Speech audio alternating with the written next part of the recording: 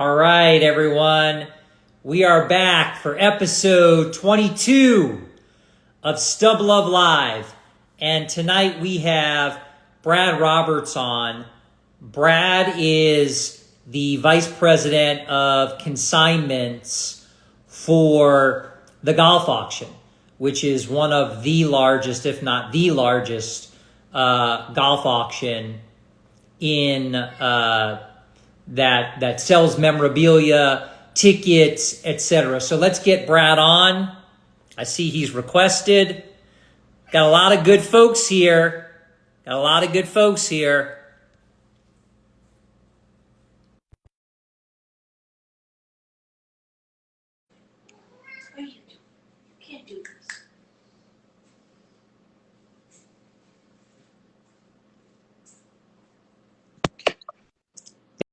There he is. Good evening. How are you doing, Howard? I'm doing great. How are you, Brad? Not too bad.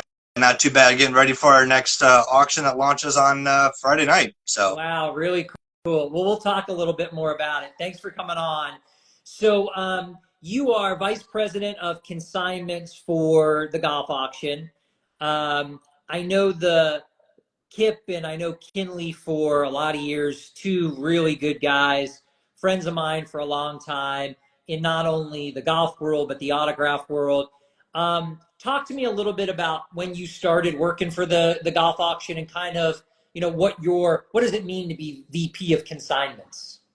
right. Well, thank you for having me on here, and I look forward to having this discussion. I started working with the golf auction back in 2009, the year that we hosted our first auction. So going into our 15th year, I learned from Kip Ingle. He is an ocean's worth of knowledge. So I helped do photos, and I helped inventory, and I helped ship, and then eventually moved my way up, and now VP of Consignments. I deal with professional golfers and their memorabilia from their careers. I deal with high-end collections and collectors from all around the globe, across the pond, and here in the United States. Every day it's something new, and that really motivates you to do the best you can, because you never know what's going to come up next. You never know what item you see that nobody else has ever seen. Yeah. Well, I got to tell you, you got a big fan base here. A lot of people commenting that, bowing down to you guys. So that's really nice. I've seen some people that I recognize on tonight. So thank you for watching, and thanks for listening. We certainly appreciate having you on. So I want to talk a little bit first about how you can educate the ticket collecting world. I tell everybody, don't sleep on golf. Golf is huge, and there's so many great golf moments and debuts, and so many avenues of badge and ticket collecting. I don't think people who collect tickets, more mainstream sports tickets, understand and appreciate it. So, I've been doing it for a while. I've been collecting golf. So my understanding, and you'll tell me if I'm wrong, Brad, is that most Masters badges, so the badges from whatever the first year is, 61, is that what it is? Go ahead. I'm sorry. Well, for the badges, I'm talking. Yeah. Oh yes, plastic badges. Yes, I was going to say, because, on that point about going back to what you just said, don't sleep on golf. Golf is a sport that all the other sports have in common. When I say that, football players, baseball players, basketball players, what's the one sport that they all have in common? They all play. It's golf. And we're starting to see that from collectors as well, for tickets and other sports, and moving into golf. And when you start dealing with the different types of tickets and badges, it gets to be quite exciting, because you might start collecting items because Arnold Palmer was the low score first round golfer back in 1961, and Jack Nicklaus secured his first major victory at the U.S. Open in 1962. And then when you talk about the rarity of certain items, pre-war, the paper badges into the plastic badges that were offered starting in 1961, when you start to look at what it I guess what it represents, because when you have a badge, that's a week-long badge. That's one that gets you access from Monday all the way to Sunday, and then you have daily tickets. And the week-long badge we call the series badge. So And let's take a time out. Let's kind of go through it because I don't want to confuse people. I know it and you know it, but let's not right, confuse them. So basically, in 1961, the Masters started production of plastic series badges. So those are like, and I don't know if you have any there, you know, like a plastic badge that would get you in to the entire tournament. And those still carry on into the Masters today. Am I correct, Brad? Yeah. that is correct. Right here is a 1962 series badge, with proper pin, and right here you would see the next year, 1963. And that's Jack Nicklaus's first Masters Yep, win. Masters first and second major win. So before we go on, I remember, Brad, for the people who are listening, those badges selling for about $400 to $500 some years ago. And I just was stupid and didn't buy them like I should have, knowing that it was Jack's first Masters. And now those badges are selling pretty regularly for between what, $3,500 and $4,000. Yes, absolutely. They are selling at a premium. You figure $3,000 to $5,000 is about the going rate. When you start dealing with graded examples such as the one from '63, this will be in an upcoming auction. This is graded in 8. So I'll be excited to see how it performs. But they've been jumping off the page, and that goes for all golf tickets, even debut tickets. Tiger Woods' debut at the 1996 Greater Milwaukee Open. Those tickets go for a premium. There's many different stories to be told, and are told through these tickets and these series badges. So Brad, you made a comment. Show us that 62 again. That's an Arnie year, correct? Oh yes, Arnie is the even years. 60, 62, 64, 66. 58, 60, 62, Right, 64. it, right. 58 through 64, 58, 60, 62, 64. So you also said proper pin. So I'm assuming you're talking about, and if you'd show it up to the camera, the safety pin has to be period as well. It just can't be a safety pin that you picked up at Walmart, tonight. Correct. And the 61 series badge, as you know, has a little bit of a different pin on it than the one I just showed you here. So even the pins, even the strings, can make the biggest of difference when collecting these items. Wow. So my understanding is from my collecting that the plastic badges, the 61, 62, 63, 64, maybe even the 65, which is the oblong yellow Jack Win badge. Right. Those are still fairly rare and more, I'd say, difficult. When you get into like the 60s, 70s, 80s, 90s, those badges are fairly common and not of significant value. Is that fair, Brad? Yes, I would certainly agree with that. Definitely the 61 through the 65 do come at a premium, and they are quite seldom seen to some degree. When you start getting into as you had mentioned, the 60s, into the 70s, then it becomes about who won that year. Yeah. Okay, Jack won. Okay, so 72, 75, 86. Those are going to command a little bit more. 95, Tiger's debut at the Masters. 97, of course, his first victory, which, as you know, there's. Yeah, that's a great one. And then, of course, Kevin makes a good point. 2021 is a unique one too. That's very pricey. I see those go for big money. That's a Matsuyama win. But tell us why 2021 that Masters badge is so expensive and so rare. Yeah, absolutely. Well, when COVID came about, the Masters, of course, postponed to November, and those certain individuals had tickets and still attend, but then they weren't as many. When 2021 came around, there was an extreme limited amount offered to those available, from members to past champions. Everything uh, was on a much lower scale, and in addition to that, you have a foreign-born champion, as Hideki Matsuyama was. It really just increased the demand while the supply remained only what it was from the initial standpoint. Right. I do have a 2021 series badge here.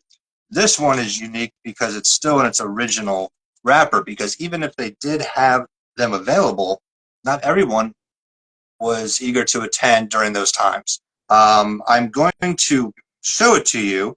It will be in our upcoming auction, but the consignor has wished for the number as well as the code to be black. So I'm just going to put it up there like that for you. Wow. It's getting real technical here now, Brad. You know, we got to be real incognito about that stuff. No, but I understand that. So that's an awesome 60s, 70s, 80s, 90s, and even now, they still issue paper tickets as well. And those paper tickets are, I would say, much rarer, or I'll leave it to you. Are they much rarer than the actual plastic badges? Uh, I did miss the first part of that question. Are you still referring to the more recent? Yeah, I'm sorry. I guess we cut off there. So the more recent years, you know, there are paper badges. I guess, you know, either paper dailies, which would be, you know, a ticket, a paper ticket, not a plastic badge that would allow you access to the Masters for one day only. Those I'm assuming are rarer, but most desirable if you have it on Championship Sunday as opposed to just some random Thursday, Friday. Yes? Yes, absolutely. They are more of a rarity scene for the dailies, especially on the weekends, of course. During the practice rounds, it's a little bit different scenario. But when you start getting into tournament days and daily tickets, there's certainly a premium. Our April from this past Masters, on that Monday, we had a Monday practice round ticket that was signed by Tiger Woods. Um, of course, Tiger set the record for the consecutive cuts made at the Masters, and that ticket ended up selling for, I'd have to check, a little over $3,000. Wow. Yeah, That that's was crazy. that was yeah, that was a big pop. Yeah. So it's exciting. Yeah. So let's talk a little bit before 1961 at the Masters, and the plastic badges, and those badges to the Masters, or I call them tickets. Those were all paper tickets. Am I correct, Brad? That is correct. Absolutely. Those were paper tickets. Everything from the 34, well, actually, from 46 to 60 was predominantly the paper tickets. And then pre-war was the cardboard, cardstock. And that's Yeah. Well, paper ticket. yeah, I'd still call those paper, but I agree, you know, more of a cardboard material. So let me ask you this, Brad. What's the difference between a series ticket from those old years and a daily? Because I don't think some may understand it, some may not appreciate it. So what does it mean, and what does it mean as it relates to collectability and value as well? Right. Well, the series is for the duration of that week.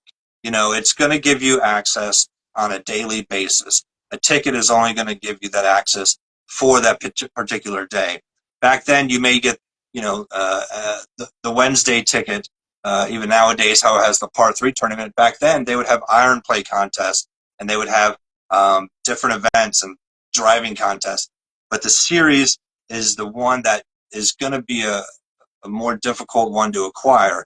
But for for those dates, though, Howard, the rarity of the tickets of a daily is almost on par with the series because you're looking to satisfy a collection. You want to get the run complete. You got to fill those holes, and that's a fight and that many collectors enjoy, and that hunt to try to find those holes and to fill those gaps. And you see that happen time and time again, and it's exciting to watch because sometimes you might have a daily ticket, depends on the year or the situation, that might perform better than maybe a series badge. It's interesting when you break it down in the world of golf and the collectability of these items, of this memorabilia. It's exciting. So what I would say too, Brad, is, and I've owned some series tickets before from the 50s, and I've owned some dailies. The series ticket, you had to wear that paper badge into the Masters each and every day that you went. So people who went for, Thursday through Sunday, that series ticket, because you were going for 4 days, could get pretty beaten up. Whereas opposed to someone who just went on Sunday and you had a championship Sunday paper ticket, it's only used 1 day. Maybe they kept it in nicer shape, and you didn't have to keep taking it back to the course, or putting it on your person and then taking it off, putting it back on. So sometimes I guess condition matters to those as well. Well, absolutely. Even like with the weather, there's some tickets that if it's like the Thursday round and it got rained out, there's very few examples from that date. So therefore, it might command a premium just based on that. And of course, wearing those throughout the duration of the tournament, condition is going to be something that needs to be looked at. Of course. Can you show us? I think you told me you were going to bring an example of a older Masters series ticket and then a daily ticket. Do you have those so that you can show the people who are watching? I don't have like a pre-war example. Okay. I just they're so seldom seen. I don't have one in house. I have I have a 64 just a Sunday final round ticket, for example. So that would be an Arnold year, and that's just a Sunday paper ticket, which would be different than the 64 plastic badge. Right, and the 64 plastic badge would be similar to this, but it's reversed. It's white with red writing. Right, that's true. So what's more desirable and what's more collectible in the community of golf badges and golf tickets, Brad? Is it the plastic 64 Arnold badge, or is it that yellow 64 Sunday paper badge? And I'm going to say this. I'm not nearly expert on this like you and Kip and Kenley are. I'm not. But I've seen plenty of those 64 badges, or I've seen a handful of them in my lifetime. I don't think I've ever seen a 64 Sunday paper ticket until you just showed it. Right. Well, it comes down to the collector, Howard. I think that the badges command a premium, and rightfully so. They earn it. It's more of a rarity, in my opinion. But you start dealing with final round tickets. The day that Arnie finished off his fourth green jacket was on this day, and so the series badge contains that day, but that day is the only day that ticket was for, and that was when Arnie secured it. So it's going to have an exciting, way about it, the way that it's attracted to many different collectors for different reasons. There's, as you know, Howard, there's collectors that they want to get all Sunday final round tickets signed by the champion. So this ticket signed by Arnie, if he were, to have signed it, of course that brings a big premium. Sure. We sold a Sunday final round ticket to the 1934 Masters. Of course, then it was called the Augusta National Invitational Tournament. That sold for a little over $115,000, and that was just a ticket to a final round. But it was the inaugural event, and of course, the series to that same event is an extreme rarity, as you know as well. Yeah. So I'm going to bring it up just briefly because you touched on it. Sign badges. Yeah, I love sign badges. First of all, I think when you talk about the Masters, and look, I'm a golf historian and I like the old stuff, but to me, you know, there's nothing greater than 86 Masters and Jack winning the final green jacket at 40 years old or over 40 years old, whatever, 40 something years old. It's just amazing. And getting Jack to sign those have become incredibly popular too, Brad. What do you have to show? Do you have any of those to show? And how are those performing in the golf auction? Yeah. Yeah. Yeah, that's Perfect. beautiful. You can't be. I mean, it's a beautiful badge. It's a beautiful signature. Yeah, you can't beat that. I'd have to. These are going at a premium too. And you know what's funny, Howard, is that these weren't always being signed. I want to say that there was a push and a trend that moved towards signing the badges and tickets, and making a concerted effort to do that. And that was probably maybe about 10 years ago, 12 years ago, to where it became a little bit more prominent. But this one, that's when you just started at a couple $100 and let people fight over. You let them see where it goes. I've seen these sell for $1,500. I'm seeing them sell for $2,500. Yeah. Condition is king, as you said. There's keys, including, of course, the pin. The correct pin. Yeah, the period pin. You know, I used to chase autographs back in the day, and so did Kip, and so did Kenley, and so did us all. And I mean, I got so many things signed by Masters champions, but I didn't really get badges signed back then, and I could have. And I kicked myself because I didn't. And I mean, how many times did I get Arnold Palmer on flags and different pieces of memorabilia, Wheaties boxes, and, a million golf balls, different things, and I just never chose to buy the badges and get them signed. Recently, I've gotten Jack on some 86 badges for myself because I just think they're the greatest. It's the greatest, or one of the greatest. I'll call it greatest, but I'm dating myself. Golf moment in the history of golf. So how can you not of the greatest champion? So you're getting that badge, which is amazing, signed by Jack. I mean, I just think it has so much room to go. Now, Jack's a peripheral signer. Those badges aren't rare, but they're incredibly desirable. And Jack's not getting any younger. I mean, Jack's in his mid-80s already. So, Right. You never know what happens. No, you're absolutely right. And, it checks a lot of boxes. It's the series badge. It's the historic victory. It's a wonderful signature. And, even though he is a generous signer, as you stated, the industry is growing. And so there's going to be, the demand is going to keep growing, and the supply will need to be there to meet that demand in some of these items. And so, that's why you're seeing an uptick. That's why you're seeing premium numbers hit.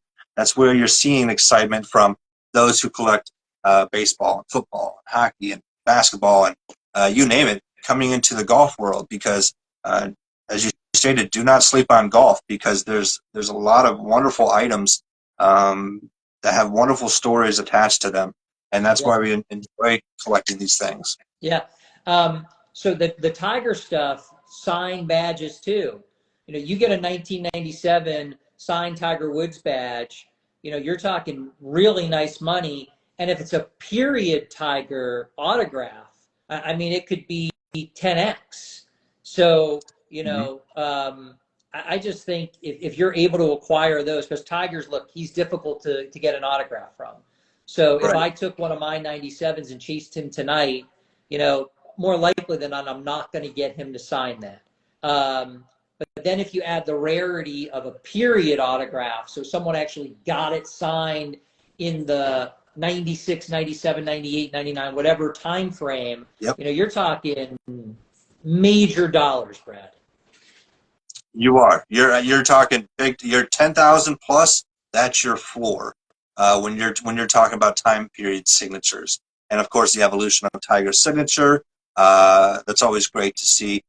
We have a signature coming up from an upcoming auction from 1990 from Tiger when he was 14 years old.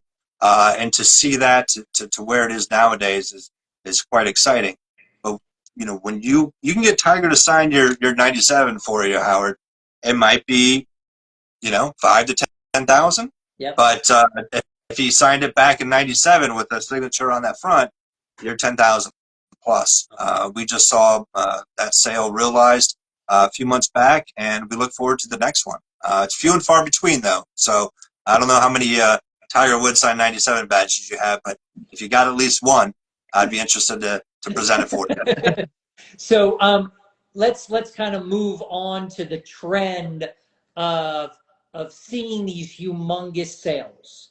So when I called Kip and I asked him to come on the show, Kip was all gung ho. He's like, "Yeah, let's get on, let's get on." And then he interjected and he said, "I want Brad to go on. I want Brad to go onto the show because one of the reasons you want to talk to us is about this $470,000 ticket sale." And Brad was the one that got the consigner. Brad was the one that made it happen. So you want to talk to Brad? And I said, "I love you, Kip, but I want to talk to Brad." So Brad, we've heard about it. It's been publicized. My understanding is it was a 1934 Masters Series badge or Series ticket. It was signed by Horton Smith, who was the winner. Am I correct so far? Yes, sir. And it was, according to what I've heard, it was the highest sale of a golf ticket at a public auction. I think there was one that was higher, but it was a private sale. And the only ticket to go higher in a public auction was in 2022, where a Jackie Robinson debut sold for about $480,000. So we are talking about like a $500,000 signed golf ticket, and you guys got it. Tell me the story, Brad, because it's amazing. It is amazing. I mean, it's amazing throughout the whole journey of bringing that item in-house and onto the platform. I was contacted by a former pro who was contacted by someone who had obviously a marquee item, one that they had in their family from their grandparents. Got it signed back at the 34 tournament. And so they were not big fans of golf themselves. They weren't big collectors. But this is what's important: is that it was protected, it was preserved, it was held on to, and you can't appreciate anything unless you first protect it and preserve it. And this gentleman and his wife, they did just that. This ticket was sitting and went through multiple generations. And they had reached out, and the former pro reached out to me, and then we spoke with the gentleman, and he had a lot of excitement, didn't know what to do, but I'm glad he came to us, and I'm glad he trusted us and gave us the opportunity, because to present that item, it was very important for the industry, because there's only 4 known series badges from that inaugural Masters tournament, the Augusta National Invitational. Now, there's only 4 known. Only 3 of them, Howard, have a complete front and back. Only 2 of them had signatures on them. And only one of them, our example, had the champion Horton Smith on the front. I mean, it was a countdown that counted up. It just brought a lot of excitement, and they drove the item across the eastern seaboard all the way down here to Tampa, Florida, and hand delivered it. And we had of course, the signatures verified by James Spence Authentication, and we did all our background, our history, our research to present it as best we can. And when that was up on auction, I had everyone, excited for it, because you usually don't get to see items like that Sometimes they might go switch hands behind closed doors, as that other sale you mentioned was a private sale, purportedly for 600. But to have this on a public global auction, especially auction site like the golf auction, really put a jolt into the industry of golf collecting and other sports as well. Yeah. To have that item and to have it go for $470,000, and we'll take second place to Jackie Robinson's debut any day. And the auction itself actually closed the day before Jackie Robinson Day, so it was rather fitting to have a prominent item such as that sell for such a such a great number, almost $500,000. Yeah. But rightfully so. It was exciting, and I was pleased to have the opportunity and gain the trust from them to present on their behalf. Yeah, that's great. And congratulations to you guys. I mean, everyone who's in the ticket world and the people who collect tickets like we do, we're all very passionate about it. And to see sales like that, I mean, it's just great for the ticket collecting world. And we were thrilled to see it. We were thrilled that you guys realized that kind of number for that. I'll be honest with you, Brad. Minus, and I know there's one in existence, the Lou Gehrig Luckiest Man speech. So someone has a ticket from that speech, the game from when he gave that speech, signed on the back by Lou Gehrig in pencil. And I think that ticket sold a while ago. I mean, well before ticket collecting became really kind of more mainstream. And I think that ticket went for close to six figures. I don't know what that ticket would sell for today, but a lot. I mean, it may sell for, $1 million. I don't know. I mean, to me, it's priceless. But when I'm thinking about like what I've actually seen, a Horton Smith 34 Masters Series ticket, I mean, it's a close second, and it's amazing. To think that these people, someone was smart enough to get that ticket signed, to get it signed by the winner, and it's the only example known to collecting, and I don't think you're ever going to see another one. I don't. So good for the person who bought it. My understanding, like you said, is there's 4 copies of that ticket, period, and one's with Augusta National. They have one. There's 2 others, and then there's this one that just sold for almost $500,000. So, I mean, you're talking mega rare, humongous sale for the golf auction. Ultra rare. And Howard, you know it. You know where to find, not where to find these. I wish, we all knew where to find them, but where you end up finding them located is inside old scrapbooks that the grandparents had, inside old shoe boxes up in the attic, but there's only been 4, and one is at Augusta. So there's, 3, in 90 plus years. That's a rarity. In the truest form. It was exciting, and I don't know if I'll ever have another one in my hands and on the auction platform, but I was proud to have been a part of that one for sure. Yeah, good for you guys, and congratulations. And we were all very excited and happy when you kind of see those kind of $500,000 sales in the ticket world. Everyone stops, everyone pauses and says, well, I gotta learn about that. I've got to hear about it. And to see, a guy like Kip, who I know for 30 plus years, be involved in that, a close friend, someone who I really know, like, and respect, and have, since we've been friends, I couldn't be happier for you guys. Talk to us a little bit, if you would. Let's transition to the end. I like to try to keep these to 30 minutes. I can talk to you all night, Brad, especially because I'm a big, passionate golf collector, but we're into about 34 minutes. So let's just talk at the end. So I think I'd be remiss if I didn't talk to somebody about how to run an auction and how you guys run auctions. When I have you on the platform, if I don't bring it up, I'd be silly. So when do you think it's the best time for collectors to consign golf pieces, especially golf tickets, golf badges, to you? Is it better to do it when it's an auction that correlates like to the Masters or to the US Open, or does it really not matter and you guys are selling stuff for high-end numbers all through the year that you guys are doing your auctions. Right, absolutely. Well, being first is always best. So if you have a prominent piece that is something that no one else has really, maybe seen before, hasn't seen for quite some time, it's going to sell. It's going to sell year round. Masters items, Augusta National golf club pieces, those sell year round. Now you'll find that, let's say maybe a Ryder Cup items might be more ideal to sell during the Ryder Cup, but that's just an ideal idea about the platform of when to present an item.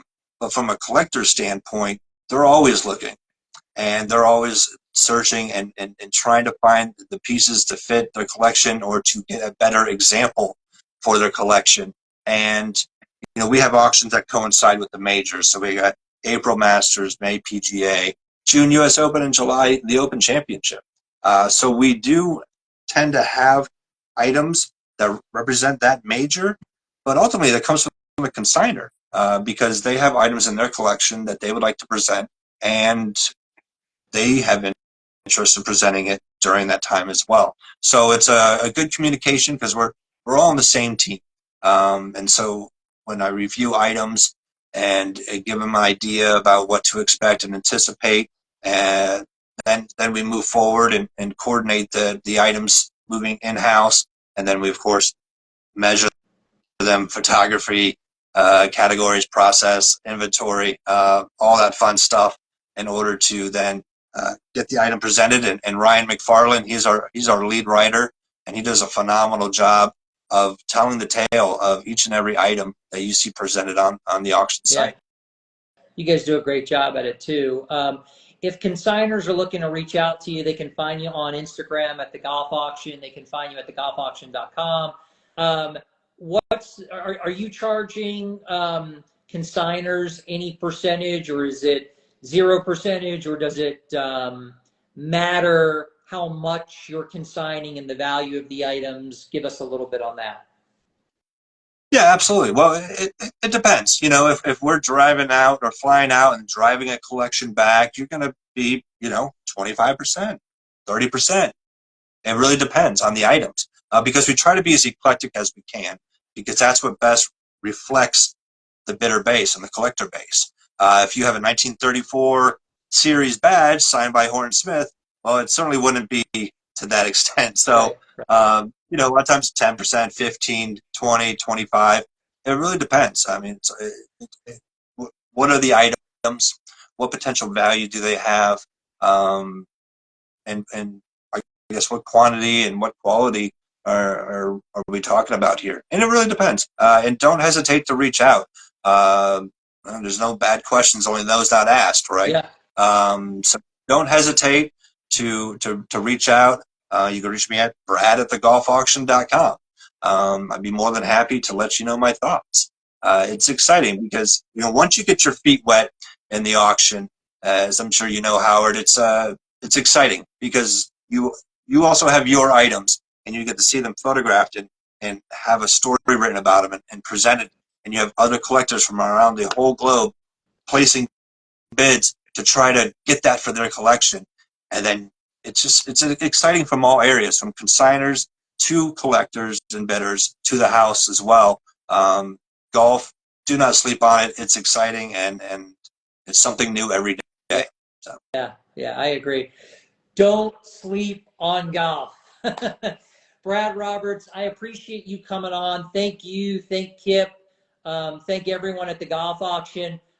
Episode 22 of Stub Love Live is done. We really appreciate having you. If anyone wants to reach out to me, I can direct you to Brad, but you can find Brad and the Golf Auction on all the social media platforms.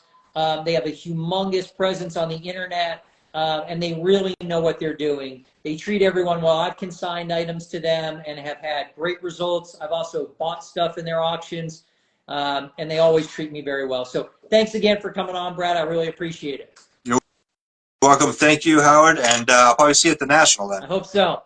All right, take care. Be well. Take care. You too. Bye-bye.